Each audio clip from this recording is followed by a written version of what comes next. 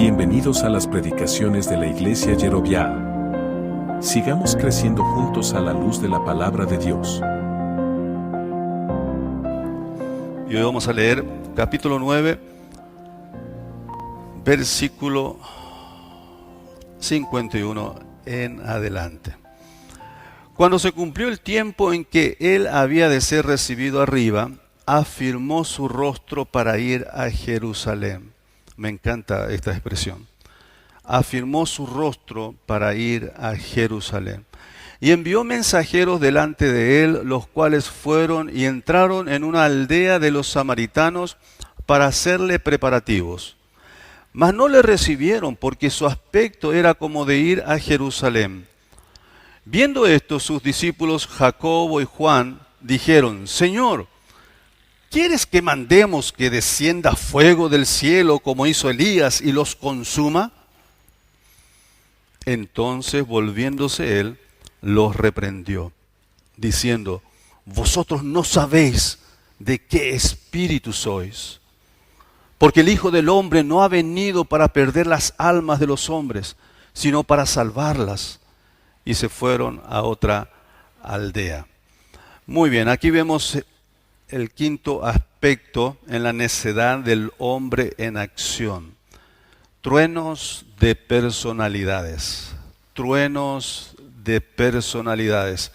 Hay dos aspectos que quiero ver con ustedes en este pasaje que tienen que ver con la personalidad para el servicio a Dios.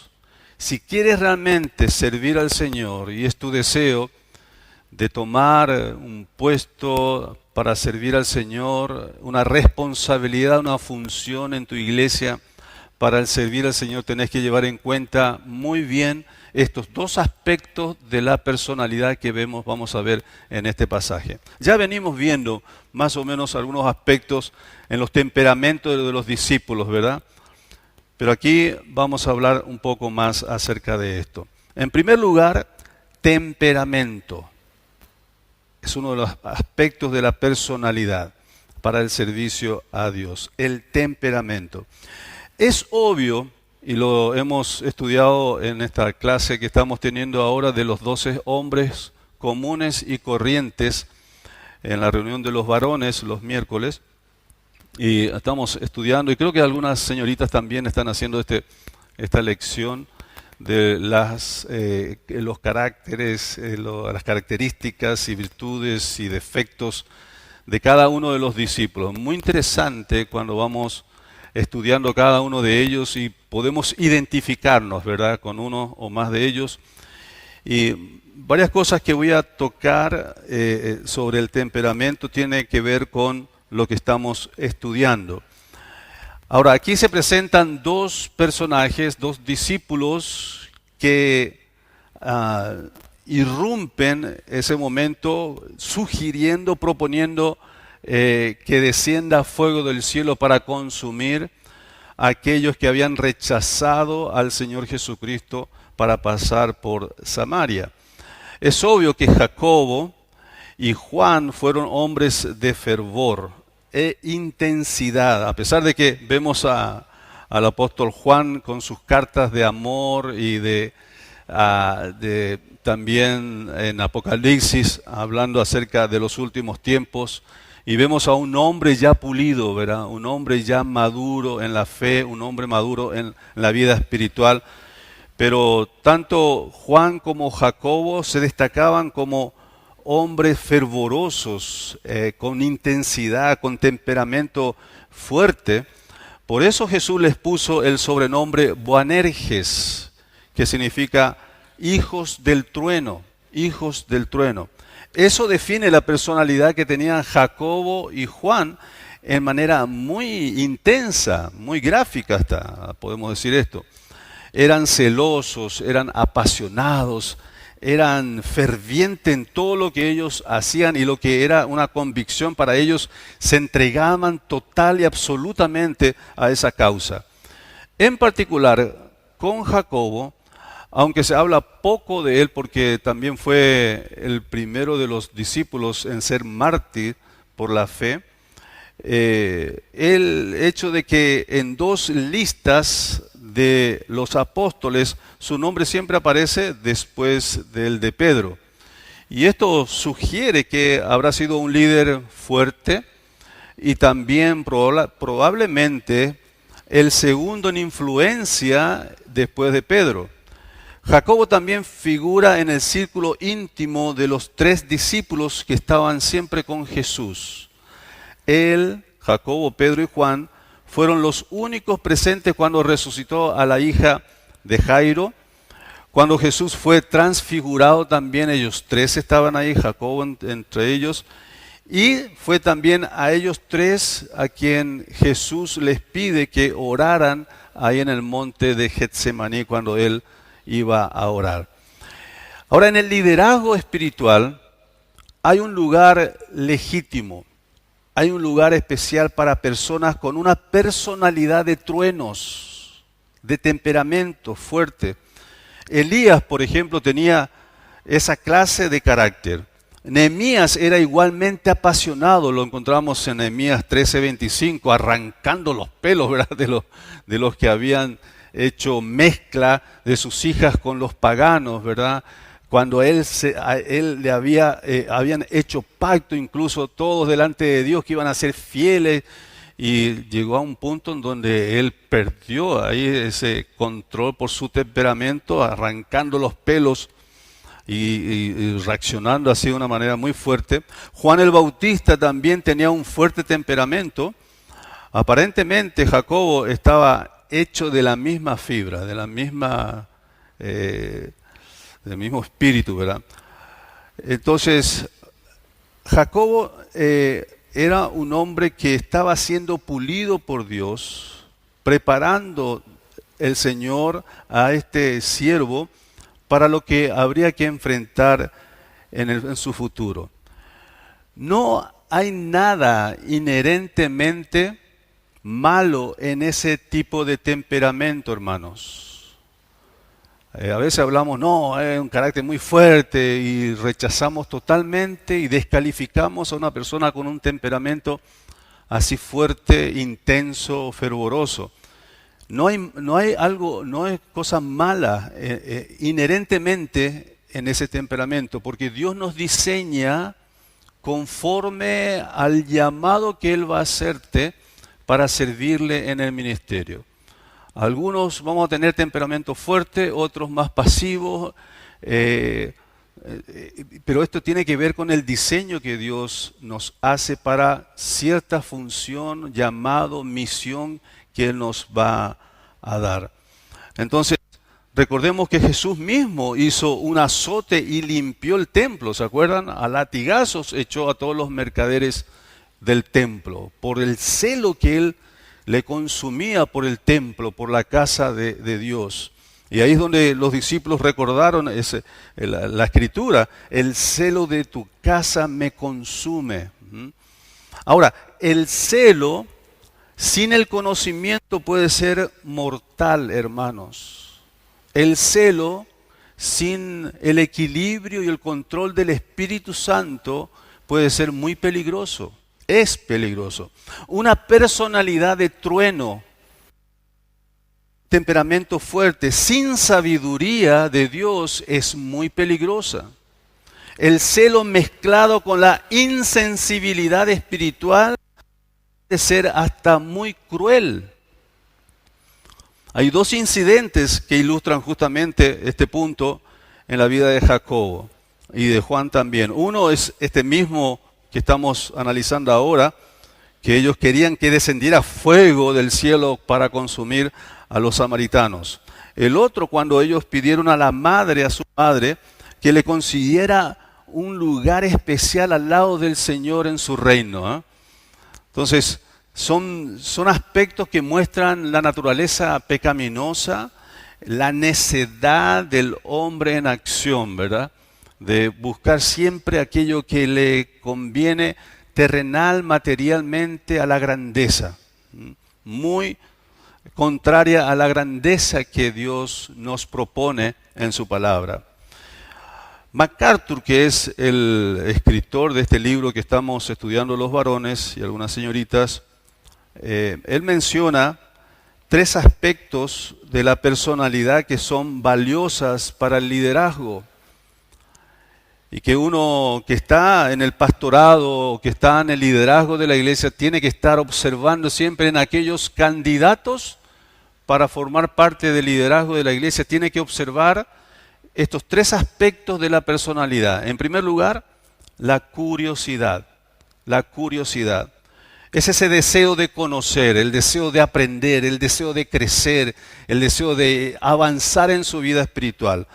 Si una persona no tiene esta curiosidad, no tiene este interés de crecimiento, de conocimiento espiritual, no es apto para ningún tipo de liderazgo en la iglesia. No sirve. Es para uno que esté sentado nomás ahí cada domingo, nada más. No es apto para el servicio en el ministerio. Y hay que tener cuidado de meterlo a esta persona en cualquier ministerio, hasta mínimo o pequeño en la iglesia, porque te va a traer problemas. Va a traer conflicto por su inmadurez, porque no crece. Curiosidad. Los que están contentos con lo que no saben, están satisfechos de su ignorancia, que son cómodos en su mediocridad, no pueden y no van a llegar a ser buenos líderes. Entonces, vos que estás en el liderazgo de tu ministerio, en la iglesia, cuando estés considerando alguno de tu grupo, considera esto. Tiene que tener este aspecto de su personalidad, tiene que ser curioso, tiene que estar dispuesto, interesado en crecer, en conocer, en aprender, en preguntar. Esto lo tenían algunos de los discípulos, como Pedro. Entonces, curiosidad. Segundo, iniciativa. Un líder tiene que tener impulso. Tiene que tener ambición y energía. Tiene que ser una persona entusiasta. Un verdadero líder debe ser la clase de persona que hace que las cosas sucedan. Es una de las características del liderazgo. Entonces, tenemos que ver ese aspecto en la personalidad de aquellos que son candidatos a un puesto de liderazgo en la iglesia. Tiene que ser con un carácter, una personalidad con iniciativa. Es un iniciador, es uno que inicia, da pasos. Spurgeon decía esto: es más fácil suavizar a un fanático que resucitar un muerto. Es más fácil suavizar a un fanático, lo ves ahí con ese temperamento impulsivo, explosivo, intenso, lo podés llegar a controlar. Un caballo salvaje que está listo para salir a correr, cualquier carrera está dispuesto a correr. A lo podés ayudar para suavizarlo, madurarlo y usar ese ímpetu, esa fuerza que tiene para una carrera exitosa para la obra de Dios. Pero ojo, no olvidemos que un temperamento así, sin el control del Espíritu Santo, sin la madurez espiritual, es un peligro. Imagínate un caballo salvaje en una carrera de cuántos kilómetros, te va a destrozar todo, ¿verdad? Entonces sí, es peligroso. Pero es mejor esto, y va a ser más fácil controlarlo, enseñarle a que resucitar a un muerto. A uno que no tiene ganas para estudiar, no quiere aprender nada, que está siempre ahí sentado y que no hace absolutamente nada, está muy conforme de su mediocridad, de su desconocimiento, de su ignorancia. Déjalo ahí nomás, sentadito, que sea feliz. Pero no lo metas a trabajar contigo en nada que tenga que ver con la vida espiritual o ministerial. Te va a crear tremendos problemas. Es más peligroso que mono con gilet. Muy peligroso. Así que déjala ahí nomás. Si ves a uno que tiene ese ímpetu, quiere conocer, te hace preguntas, te cansa con sus preguntas, tiene entusiasmo a dedícale tiempo a ese. Dedicarle tiempo a ese, porque ese puede ser un gran hombre y siervo de Dios en la obra. Por último, compromiso. La participación de esa persona. Es uno que está ahí. No necesitas llamarle, no necesitas ir a visitarle, no necesitas estar motivándole. Él está ahí, donde las papas queman. Hay una actividad en la iglesia, ahí está, ahí al frente, ahí está. Es un comprometido con la obra de Dios, un comprometido con el Señor, con la iglesia, que está siempre ahí buscando participación. Y te pregunta, ¿qué puedo hacer? ¿Qué puedo ayudar? Yo sé esto, yo sé aquello, yo tengo esto, yo tengo aquello, lo pongo al servicio del Señor. Compromiso, participación. Los líderes verdaderos están siempre en el centro de la acción. Toman paso hacia adelante y avanzan. Ahora, vos me podés decir, bueno, pastor, está bien, yo no ambiciono liderazgo en la iglesia. Yo no ambiciono un puesto de liderazgo en la iglesia. ¿Sabes qué? En la Biblia no existe otro estilo de vida que el de participar en la obra de Dios, que el de involucrarse en la obra de Dios. No existe en la Biblia nombres de listas de cristianos que no estén involucrados en la obra de Dios. Todos los que vos escuchás en el libro de los Hechos, las cartas de Pablo, los colaboradores de Pablo, por nombres, todos estos son cristianos bíblicos y que están involucrados en la obra de Dios. Cada uno de nosotros tomamos la decisión de qué impacto vamos a dar en esta única vida que tenemos en esta tierra. No tenés otra vida, es la única que tenés. Y vos decidís en qué manera vas a dejar marcas, testimonio, para que otros sigan tus pisadas, tu ejemplo. Vos decidís eso. Si alguna vez alguien se recuerda que vos pasaste por esta tierra y pueden decir, yo quisiera ser como él, yo quisiera ser como ella, que sirvieron al Señor hasta su muerte. No fueron grandes predicadores, ni misioneros, ni siervos, referentes, pero han sido fieles y han estado siempre ahí al frente de batalla, sirviendo al Señor sin quejar, sin murmurar, sin ser de tropiezo. Eran facilitadores, eran voluntarios, eran comprometidos. Eso, mi querido hermano, esa decisión vos la tomás. Yo ya tomé mi decisión un día. Ahora te toca a vos tomar la decisión, especialmente jóvenes, adolescentes. Ustedes van a marcar su futuro en base a la decisión que hoy están tomando. De si quieren ser personas que pasaron por esta tierra, en esta generación, y han aportado algo fructífero para la obra de Dios, para la eternidad. Vos decidís esto, vos decidís. Pero también podés conformarte a una vida mediocre y de ser un simple asistente dominical. Vos decidís eso. Pero los resultados, las consecuencias van a ser diferentes. Estos son materias primas que debe observarse quienes serían líderes en la obra de Dios. Curiosidad, iniciativa, compromiso. ¿Qué provocó a Jacob y Juan de tal manera que quisieron consumirlos a fuego? ¿Qué fue lo que les movió a estos dos discípulos que estaban predicando acerca de Jesús, del reino de Dios, del amor de Dios? De repente, un deseo así, una provocación como esa, ¿qué pudo haber llevado a esa decisión y a esa proposición al Señor Jesucristo? ¿Quiere, Señor, que mandemos que descienda fuego del cielo como hizo Elías y los consuma a todos? Ahora, los samaritanos eran la raza que descendía de los israelitas del reino del norte. Cuando Israel fue conquistado por los asirios, los más influyentes y destacados de esa región, de sus tribus, fueron llevados cautivos.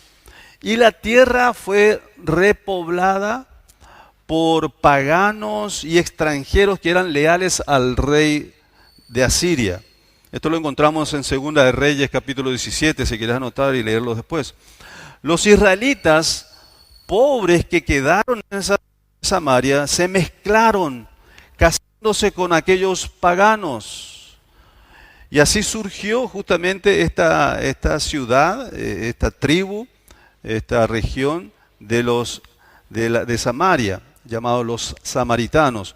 Ahora, los judíos consideraban a los samaritanos como una raza mestiza y su religión como un mestizaje religioso, una mezcla de cosas paganas y cosas judías. Incluso los samaritanos hasta crearon su propia celebración de las Pascuas. Y ellos decían que tenían que celebrarse esas Pascuas en el monte de Gezirim, que era un monte, y no en Jerusalén. Y ahí había esa disputa entre los judíos y samaritanos. ¿Se acuerdan cuando Jesús encuentra a la mujer samaritana? Y ella le dice, ustedes los judíos dicen que hay que adorar en Jerusalén, pero nosotros decimos que aquí, Todas esas disputas, esos conflictos que tenían de principios religiosos, ¿verdad? Y también la enemistad que había entre ellos era muy notoria. Por eso es que durante el tiempo de Jesús se tomaban tanto trabajo para evitar pasar por Samaria, hacían toda una vuelta gigantesca, kilómetro y kilómetro, para no tener que pasar por Samaria, para ir a Jerusalén, y era la parte más corta, pero para no pasar por Samaria, porque ellos consideraban que era una tierra inmunda, entonces hacían toda la gira para evitar eso. Los samaritanos no solo odiaban a los judíos, sino que también odiaban la adoración que tenían lugar. Ellos afirmaban que las fiestas judías debían hacerse en su monte Gerizim. Incluso crearon ellos su propia Pascua, ¿verdad? Su ceremonia, su forma de celebrar. Por tanto, los planes de Jesús de ir hacia Jerusalén para celebrar la Pascua, a los samaritanos no les importó en absoluto, ¿verdad? Al contrario, quisieron poner obstáculos y que no pasara por ahí, no se hospedara, no le dieron lugar para hospedarse a él y a todos, no solamente los discípulos, había más gente que seguía al Señor en ese momento. Entonces, a pesar del odio que se tenían judíos y samaritanos versus judíos, Jesús nunca les había manifestado rechazo alguno a los samaritanos. Al contrario, había sanado a un samaritano leproso y alabado a ese hombre por su expresión de agradecimiento y de fe. Había aceptado también agua de una mujer samaritana y a cambio le había dado el agua de vida. 4.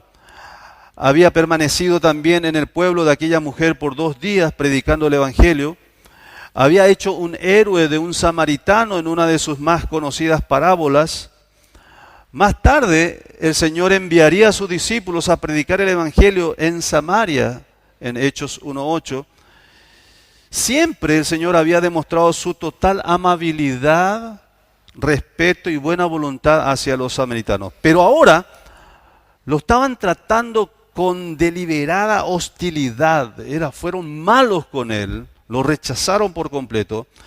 Y obviamente que Jacobo y Juan, en su celo por su maestro, ¿verdad? Su respeto hacia su maestro y otros motivos más que vamos a ver después, los hijos del trueno, ¿verdad? Se llenaron de ira, de enojo. ¿Cómo se atreven esto a tratarle así a nuestro maestro, a nuestro Señor? Así como Elías lo hizo, y justamente fue esta región más o menos cuando estuvo Elías e hizo aquella hazaña tan grande de mandar fuego del cielo.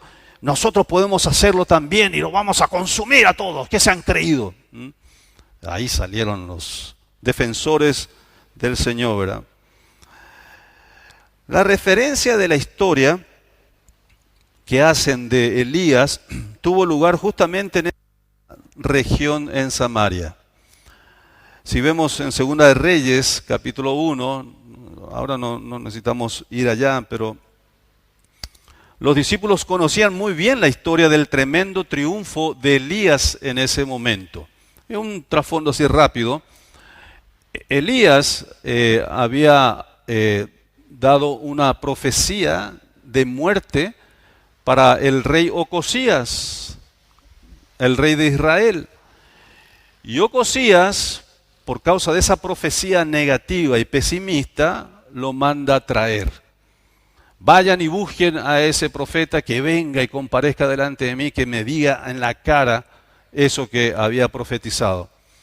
Mandó a un capitán con 50 soldados, llegaron hasta donde él estaba, y ahí en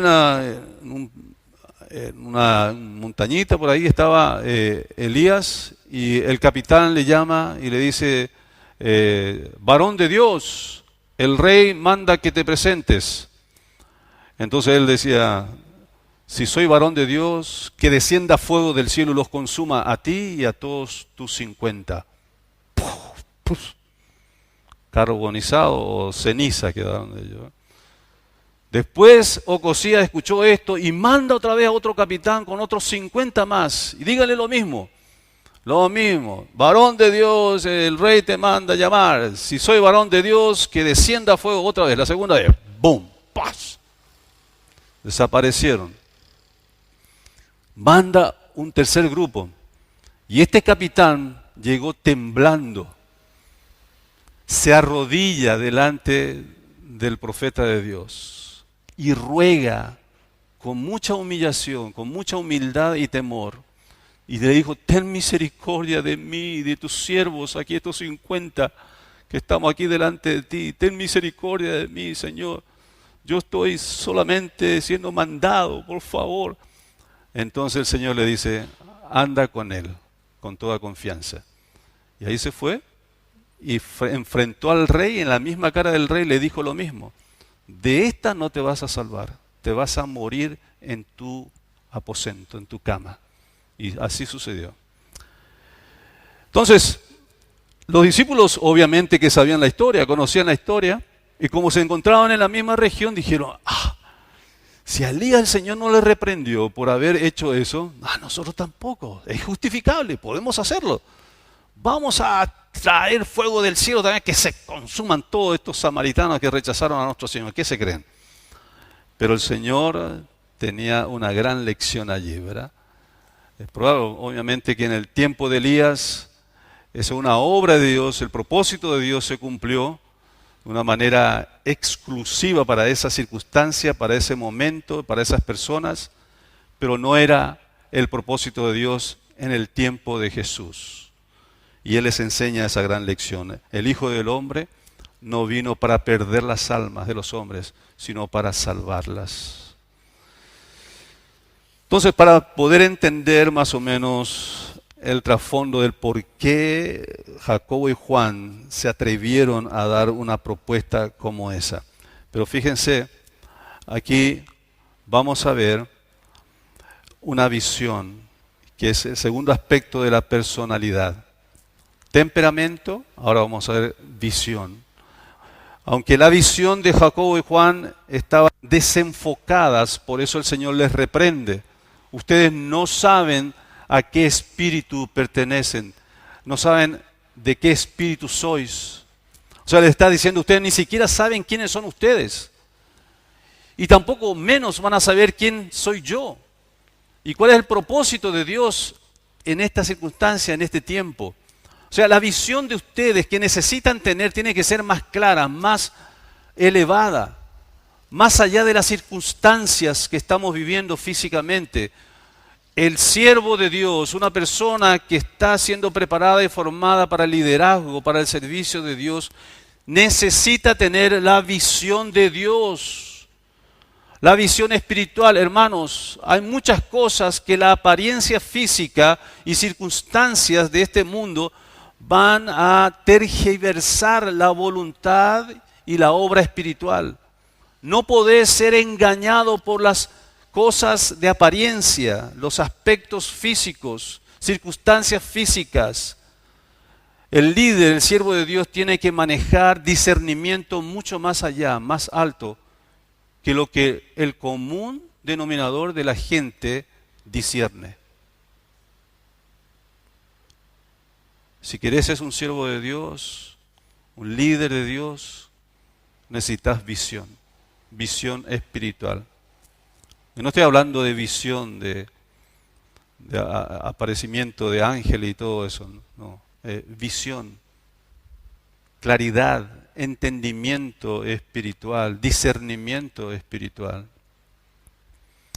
Entender los propósitos de Dios en cada situación y circunstancia, aunque a veces es más difícil una circunstancia, una situación más difícil de entender que otras, pero el siervo de Dios tiene la habilidad y la capacidad de Dios, por su madurez espiritual y su conocimiento de Dios, de interpretar y de discernir toda clase de circunstancias, no basándose en la apariencia ni en las emociones, sino en convicciones. Ahora, el Señor les dice, ustedes ni siquiera saben de qué espíritu sois. Sus motivos, en primer lugar, eran malos. En primer lugar, sus motivaciones eran malas. Vive hasta un tono de arrogancia en la petición. Señor, ¿quieres que mandemos que descienda fuego del cielo como hizo Elías y los consuma? Aquí estamos, Señor, los superhombres. Tenemos la capacidad como lo tuvo Elías. Solo di la palabra y nosotros mandaremos que descienda fuego del cielo. Arrogancia. Por supuesto, ellos no tenían el poder de hacer que cayera fuego del cielo. Cristo era el único en el grupo que tenía ese poder para hacerlo. Si esa hubiera sido la respuesta apropiada, si era la solución al problema, a la situación, el Señor Jesucristo ¿lo hubiera hecho por sí mismo o no? ¿Sí o no? Lo hubiera hecho él mismo. Juan y Jacobo estaban sugiriendo atrevidamente que Jesús les diera a ellos el poder de hacer descender fuego del cielo. Cristo mismo había sido desafiado muchas veces por sus adversarios para que él produjera este tipo de milagros. Y él siempre se negaba, rehusaba a hacer esos milagros. Como Mateo 12, Jacobo y Juan estaban pidiéndole que los capacitara para hacer lo que sabían que él no haría. Ellos sabían que Jesús no iba a hacer eso.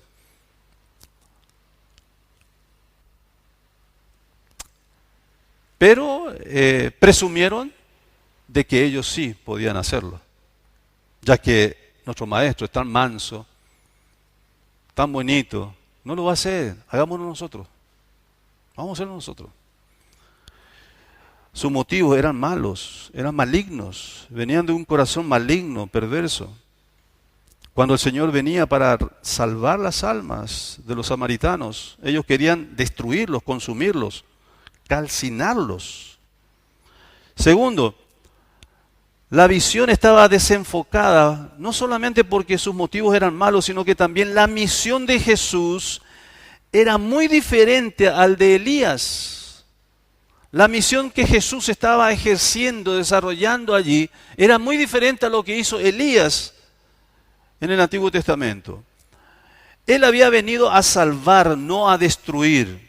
Por lo tanto, respondió a los hermanos Boanerges, los hijos del trueno, con una rotunda reprensión. Vosotros no sabéis de qué espíritu sois, porque el Hijo del Hombre no ha venido para perder las almas de los hombres, sino para salvarlas.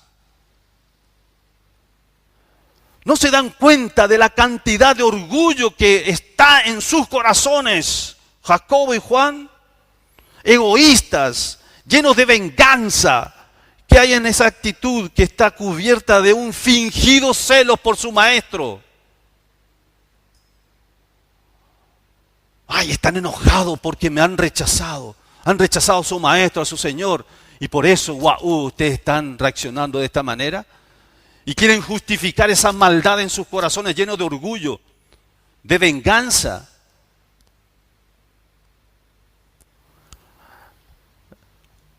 La obsesión de juzgar, hermano, escucha bien esto, esta verdad tremenda. La obsesión de juzgar, enfurecerse y sentenciar a quienes tienen actitudes indiferentes o religiosas, vienen de un corazón corrupto e inmoral. Y Jesús quiso hacerles ver ese pecado escondido en sus corazones. Cuando hay esa reacción en nosotros de enfurecimiento, de celos, de querer dañar a alguien, viene de un corazón maligno y perverso, lleno de egoísmo y de orgullo, de crueldad, de maldad. Identifica, hermano, hermana. Si eres un hermano, si eres una hermana, tienes al Espíritu Santo que te ayudará a discernir lo que produce y genera ese corazón con naturaleza pecaminosa. Cuando estás enojado, enojada, cuando tenés celos, tenés envidia de alguien y tu boca se abre para dañar, para perjudicar, para criticar, para ensuciar y contaminar la imagen de alguien. Entiende, métete en la cabeza esto, que ese pensamiento y esas intenciones vienen de un corazón maligno, perverso, corrupto, malvado. No viene de Dios. No es del Espíritu de Cristo. Porque viene con la intención y el propósito de dividir, de perjudicar, de dañar la obra de Dios. Métete en la cabeza esto. La misión de Jesús era muy diferente al de Elías. Después de todo este tiempo con Jesús que habían pasado Juan y Jacobo, ¿cómo no podían ellos reconocer el espíritu de todo lo que les había él enseñado en todo ese tiempo? 3 años. El Hijo del Hombre vino a buscar y a salvar lo que se había perdido. Lucas 19:10. Él estaba en una misión de rescate, no de juicio, como lo hizo Elías. Aunque tenía todo el derecho de exigir adoración absoluta, dijo en Mateo 20:28, el Hijo del Hombre no vino para ser servido, sino para servir y para dar su vida en rescate por muchos. Juan 3:17, porque no envió Dios a su Hijo al mundo para condenar al mundo, sino para que el mundo sea salvo por él. Jesús mismo había dicho, yo, la luz, he venido al mundo, para que todo aquel que cree en mí no permanezca en tinieblas. Al que oye mis palabras y no las guarda, yo no le juzgo, porque no he venido a juzgar al mundo, sino a salvar al mundo. Ahora, por supuesto que vendrá el tiempo cuando Jesús juzgará al mundo. Ese tiempo todavía está pendiente. Pero hasta hoy Él ha venido para salvar. Pero vendrá próximamente para juzgar. Que no se escape eso de tu consideración. Él vendrá para juzgar. Hoy está para salvar, vendrá para juzgar. La Escritura dice en 2 Tesalonicenses 1:7-9, cuando se manifieste el Señor Jesús desde el cielo con los ángeles de su poder, en llama de fuego, para dar retribución a los que no conocieron a Dios, ni obedecen al Evangelio de nuestro Señor Jesucristo, los cuales sufrirán pena de eterna perdición, excluidos de la presencia del Señor y de la gloria de su poder. Pero este no era el tiempo o el lugar para que ocurrieran estas cosas. Todavía falta, pero va a llegar. Una visión desenfocada porque sus motivos eran malos. La misión de Jesús era diferente al de Elías. Él no venía para juicio, sino para salvación. Y tercero, una visión desenfocada porque la verdadera grandeza está en la misericordia, no en el juicio. La verdadera grandeza, hermanos, hermanas, está en la misericordia, no en el juicio. Él no quiere la muerte del impío, sino que se vuelva el impío de su camino y que viva. Ezequiel 33:11. Él no quiere la muerte del impío, sino que se vuelva el impío de su camino y que viva. Ese es el anhelo de nuestro Dios. En su corazón Él está anhelando que el impío venga de su mal camino y que viva. El ejemplo de Jesús enseñó a Jacobo que la bondad amorosa y la misericordia son virtudes que hay que cultivar, tanto que la indignación justa y el celo apasionado. Vos podés tener razón en tus juicios, pero al Señor le agrada más la misericordia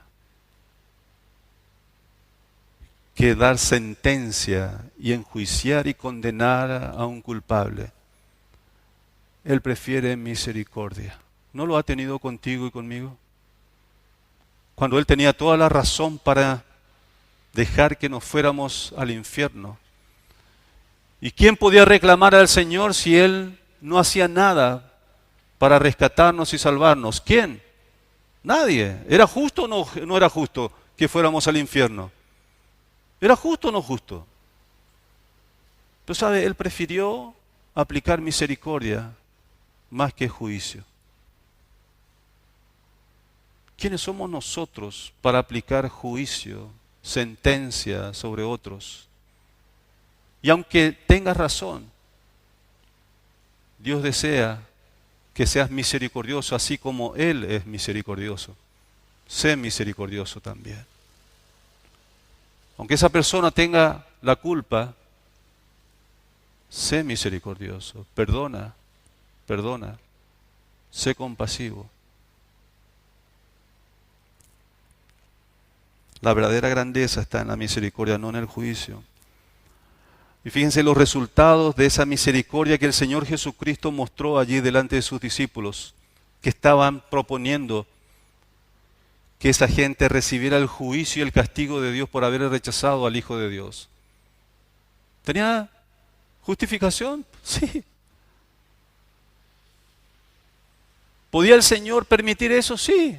¿Y quién le iba a decir nada? ¿Los samaritanos merecían eso? ¿Sí o no? Sí. Pero fíjense los resultados de la aplicación de la misericordia en lugar de juicio. En lugar de pedir fuego del Señor, del cielo, dice la Escritura, se fueron a otra aldea. Terminó la reprensión allí. Dice el versículo 56, porque el Hijo del Hombre no ha venido para perder las almas de los hombres, sino para salvarlas. Como un corte, ahí terminó todo el asunto y dice, se fueron a otra aldea. Asunto resuelto, terminado aquí. No se discute más, vamos a otra aldea, ¿a qué? A predicar el Evangelio. En lugar de pedir, en lugar de mandar el Señor y aceptar la propuesta de sus discípulos con toda justicia, que descienda fuego del cielo y los consuma, podía haberlo hecho con toda justicia. Sencillamente buscaron y encontraron hospedaje en otra parte. Fue un poco incómoda la situación, pero encontraron otro lugar, pero fue esa decisión mucho mejor que el remedio y la solución que propusieron los discípulos. Unos pocos años después de esto, hermanos, unos pocos años después de esta situación, cuando la iglesia primitiva empezó a crecer y el mensaje del Evangelio se extendió más allá de Judea, Felipe, el diácono de la iglesia de Jerusalén, en Hechos capítulo 8, ustedes pueden encontrar la historia allí, Felipe, el diácono, dice que descendiendo a la ciudad de Samaria, les predicaba a Cristo. Y ocurrió algo maravilloso en ese momento, en esa circunstancia ahí en Samaria. Después de unos años en que estaban a punto de ser sentenciados a ser incinerados, ocurrió algo maravilloso. Y dice el versículo 6 y 8 de Hechos 8, y la gente unánime escuchaba atentamente las cosas que decía Felipe, oyendo y viendo las señales que hacía. Porque de muchos que tenían espíritus inmundos, salían estos dando grandes voces. Y muchos paralíticos y cojos eran sanados. Así que había gran gozo en aquella ciudad. ¿Producto de qué? ¿Del juicio? Producto de la misericordia y de la compasión. Vas a ver mayores frutos, mayores cambios en las vidas de otros cuando aplicas misericordia. Deja de ser cruel, deja de juzgar, deja de criticar, hermano, hermana. Deja de condenar, ya basta de esto. Ni el Señor hizo y hace esto. Sé misericordioso.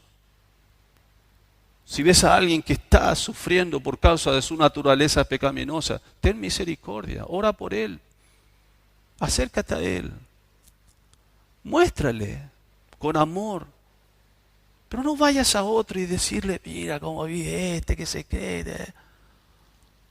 Sé valiente, da cara, poné la cara, deja de ser cobarde y estar escondiendo tu rostro y hablando mal de otros, condenando, criticando, juzgando, ensuciando la imagen de un hermano o una hermana en Cristo o de un incrédulo.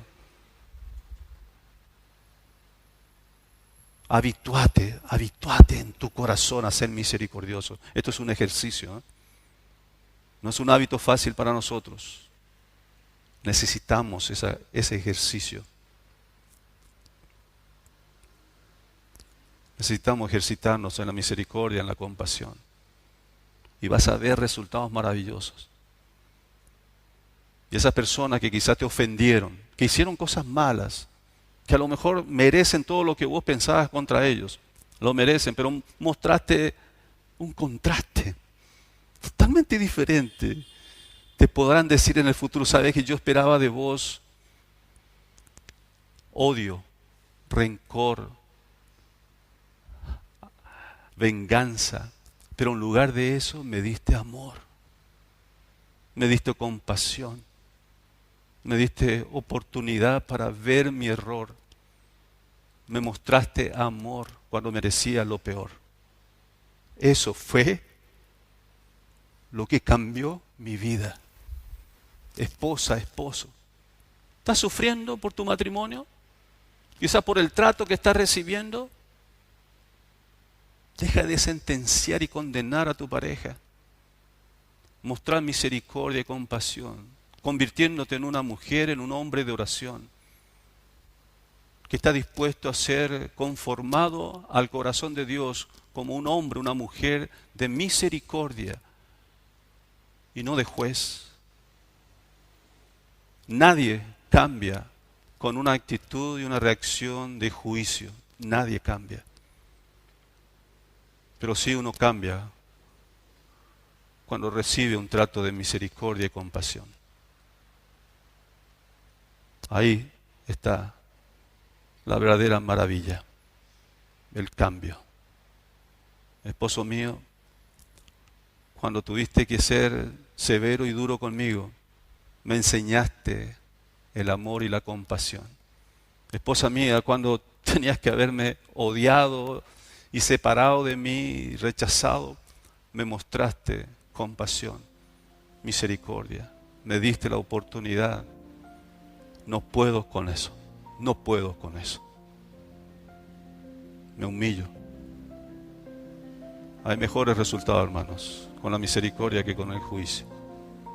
Sé misericordioso, así como Dios es misericordioso contigo y conmigo. Vamos a orar. Esperamos que esta exposición haya sido de edificación a tu vida. Compártela para seguir sembrando con esperanza.